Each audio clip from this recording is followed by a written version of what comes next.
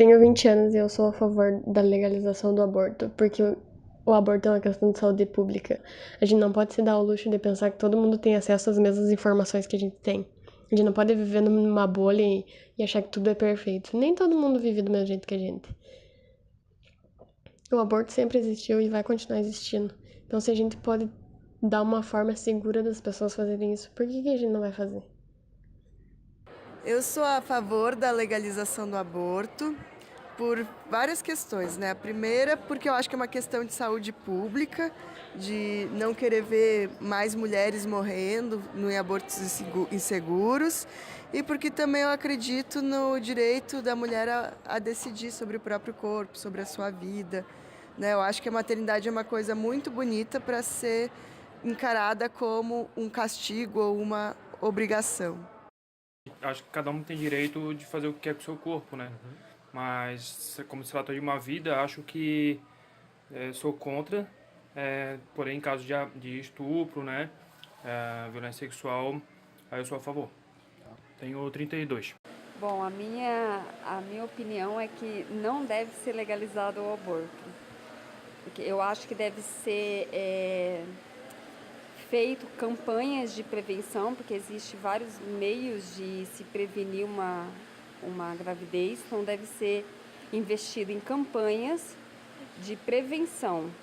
E sou totalmente contra a legalização do aborto. E eu acho que uma vez que a mulher engravida e não deseja aquela criança, então que ela dê para adoção, que sejam feitas campanhas voltadas para adoção ou na prevenção de uma gravidez. Eu tenho 36 anos e eu tenho essa opinião porque eu tive 3 abortos espontâneos. Tenho 37 anos, sou a favor da legalização do aborto, por diversos motivos. Um deles é a questão, enfim, do direito ao corpo da mulher, tá?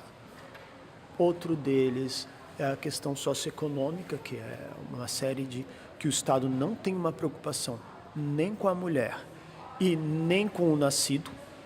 Não se trata de tipo, liberou, todo mundo vai abortar agora. Não. Mas se trata do Estado garantir o direito à mulher, tá? O que é muito diferente, tipo, de dizer quem vai ou quem não vai abortar. E por quê? O aborto já existe hoje ilegalmente e de uma maneira muito cruel, onde a mulher com a renda mais baixa acaba sofrendo mais por isso. Mulher rica aborta, mas aborta com alguma segurança. Pobre morre abortando. Tá? Então a legalização, e não só a legalização, mas a garantia dele pelo Estado, que ele passe a ser tratado como uma questão de saúde pública e não como um tabu, é algo extremamente necessário a ser discutido pela sociedade. A minha idade é 48 anos. Bom, a minha opinião sobre o aborto é que ele é muito pessoal para a mulher. Eu acho que a mulher tem todo o direito sobre a vida dela e como ela deve conduzir a sua própria vida.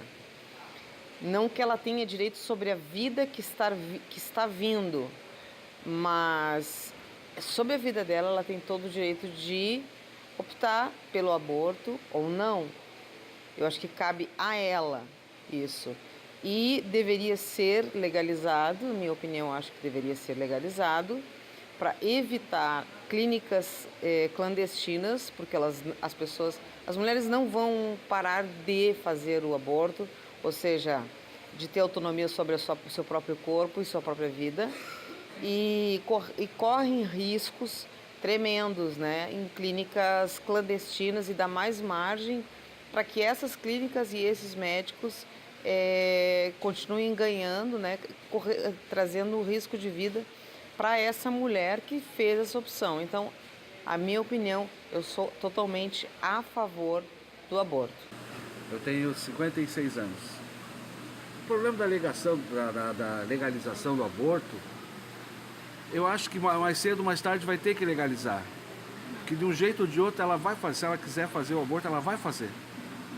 É esse que é o problema. Ela vai fazer no meio legal ou ilegal, então que seja no legal. A educação sexual é o nome dado ao processo que visa educar, ou seja, esclarecer jovens e adolescentes a respeito da responsabilidade particular de cada um quando esses decidem entregar seu corpo a alguém. O tema ainda envolve mitos, tabus e constrangimentos para pais e professores. A educação sexual aborda temas como o sexo, a gravidez, o aborto, métodos contraceptivos, a importância da camisinha e doenças sexualmente transmissíveis. Alguns defendem que tal termo já caiu em desuso, cedendo lugar para o termo orientação sexual, mas isso ainda confunde algumas pessoas, pois também é empregado para designar a opção sexual de cada indivíduo, ou seja, sua preferência por indivíduos de gênero igual, diferente ou por ambos. A educação sexual ao jovem é papel de toda a sociedade. É dever tanto dos pais quanto também é da escola, pois nem sempre os pais conversam sobre o assunto com seus filhos ou não têm informações suficientes para dar aos mesmos. É importante detalhar de forma clara e sem rodeios como ocorre a transmissão de doenças e a gravidez, além de ensiná-los como devem se prevenir contra tais. De acordo com a BBC News Brasil, 70% das vítimas de estupros são crianças e adolescentes. Estima-se que no mínimo 527 mil pessoas são estupradas por ano no Brasil e que, destes casos, apenas 10% chegam ao conhecimento da polícia. Os registros do Sinan demonstram que 89% das vítimas são do sexo feminino e possuem, em geral, baixa escolaridade. Do total, 70% são crianças e adolescentes. Esses números mostram que 24,1% dos agressores das crianças são os próprios pais ou padrastos, e 32,2% são amigos ou conhecidos da vítima.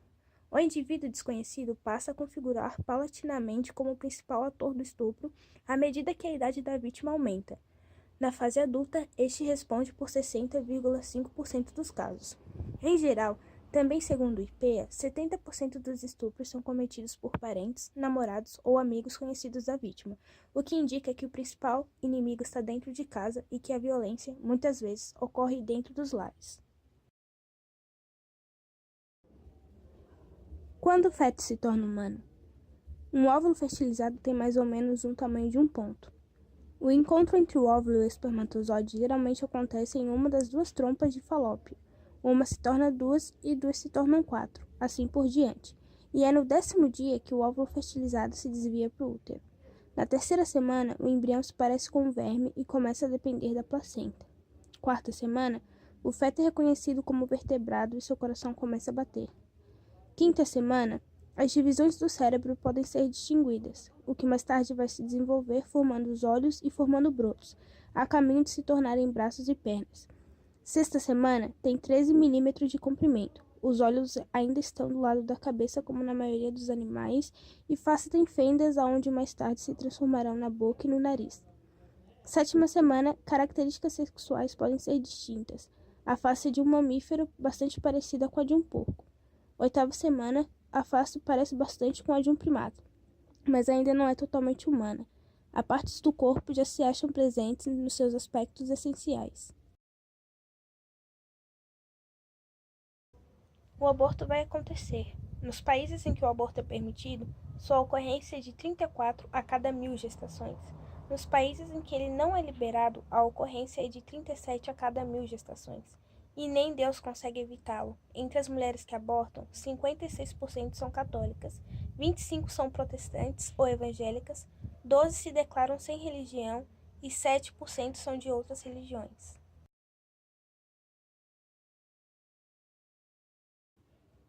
As mortes são altas onde não há estrutura. África subsaariana, 520 mortes a cada 100 mil abortos. Norte da África, 460 mortes a cada 100 mil abortos. Países da Ásia, 160 mortes a cada 100 mil abortos. América Latina, 30 mortes a cada 100 mil abortos. Estados Unidos da América, 1 morte a cada 100 mil abortos. Europa Ocidental, 0,7 mortes a cada 100 mil abortos. O aborto mata quando é inseguro. 98% dos abortos clandestinos acontecem nos países em desenvolvimento. Neles, 75% dos abortos ilegais são realizados em condições inseguras. 25% das mulheres que fazem abortos nessas condições ficam com sequelas que precisam de cuidados médicos. No Brasil, abortos inseguros são a 4ª maior causa de morte materna.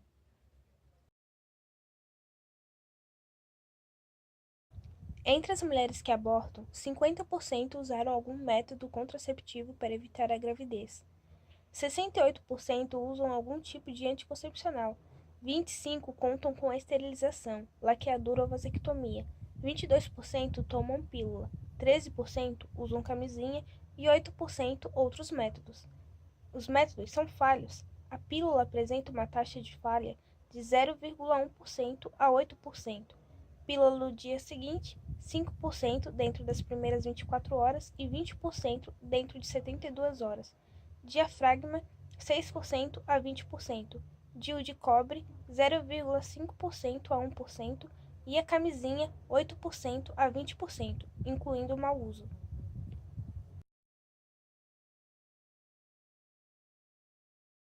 Aborto é uma decisão de quem já tem filhos.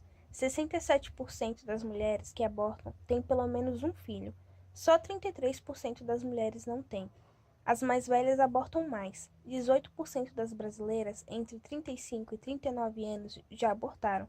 9% das jovens entre 18 e 19 anos já abortaram. No Brasil, apenas entre 7% e 9% do total de abortos são feitos por adolescentes abaixo de 18 anos.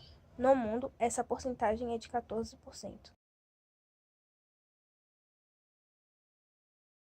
Homens também fazem filhos. 70% das mulheres que decidem abortar estão em uma relação estável ou casadas. No mundo, 73% dos abortos são feitos por mulheres casadas. Entre as adolescentes, um número ainda maior, 97,5%, estão em uma relação estável. Apenas 21% dos homens dizem usar camisinha no sexo com parceiras fixas. E eles também abortam. Homens e mulheres engravidam juntos, mas é muito mais fácil para eles escolherem não ter filhos. É o que acontece quando não assumem as crianças, por exemplo. 5,5 milhões de brasileiros não têm o nome do pai no RG. Homens experimentam ao longo da vida 2,5 vezes mais abortos do que as mulheres, geralmente em relacionamentos diferentes.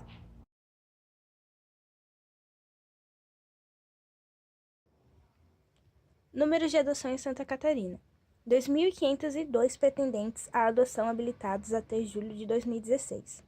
Em torno de 80% dos inscritos querem crianças de até 3 anos, preferencialmente do sexo feminino e sem irmãos. 1.458 crianças em abrigos e 161 crianças e adolescentes entre 10 e 15 anos disponíveis para adoção. A Odisseia da Adoção. Falta de informação. Não existe um site ou telefone na qual a mulher possa receber informações sobre esse direito. Entramos em contato com 10 varas da infância pelo país e apenas 2, a de Brasília e a do centro de São Paulo, souberam informar o caminho.